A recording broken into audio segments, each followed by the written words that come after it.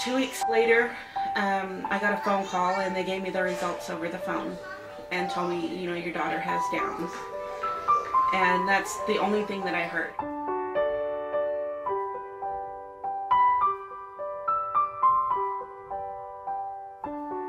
On June 27th, Chloe was born. She was born with Down syndrome.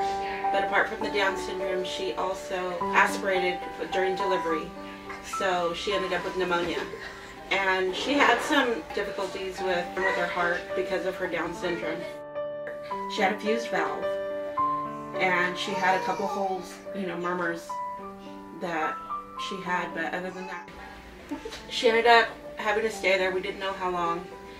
Our car had just broke down like a week before I delivered her, and it was the only car we had. So once she was delivered and they told us she had to stay here, we didn't know how we were going to be coming into town every day to see her.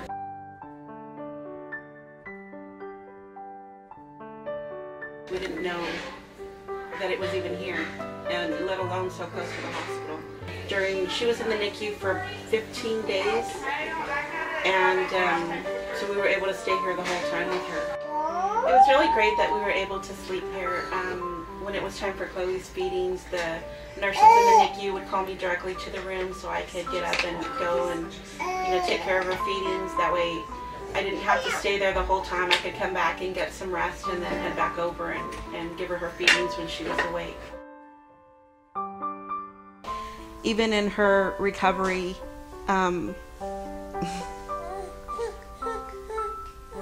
the house really means a lot to us. So we just wanted to say thank you to everybody, because it's always going to be a part of us. And that's why we always want to give back and help out as much as we can, because it really makes a difference in the families' lives.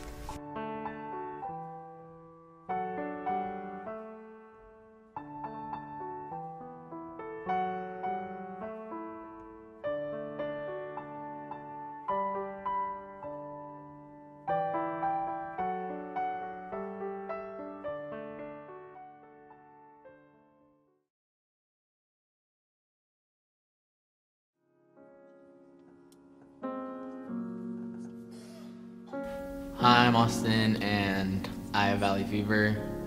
During the first stage of the valley fever, I lost 20 pounds in 10 days, and it was a big surprise because I went from playing football, going to school every day, having fun, and then I just dropped all of a sudden. It was real drastic, real quick. You didn't really see it coming. I just wasn't eating. And then when we were up at Valley Children's, there was my potassium got very low. They said I was supposed to be in ICU. They had me on heart monitors. It slows you down, makes you tired, hard to wake up. Your joints get really sore and tight, so you can't really do much. It took me out halfway through my football season. I wasn't able to play. I missed a lot of school. I wasn't able to go. Hi, my name is Elizabeth, and I'm the sister of Edie Preller, whom died, it'll be 4 years, May 18th. She got worse and worse and worse. They removed her lung. They had to pull up the diaphragm to keep the heart intact. They had tubes sticking out of her. She got so ill, she started hallucinating. She went straight down, I mean so fast. Within 2 years, it took her, you know, she was a survivor of cancer. But it was too strong and too powerful for her. She lost so much weight. Edie Preller she was a vibrant person. She was full of life. She was a Christian. She loved her family. Everything she did was for her family.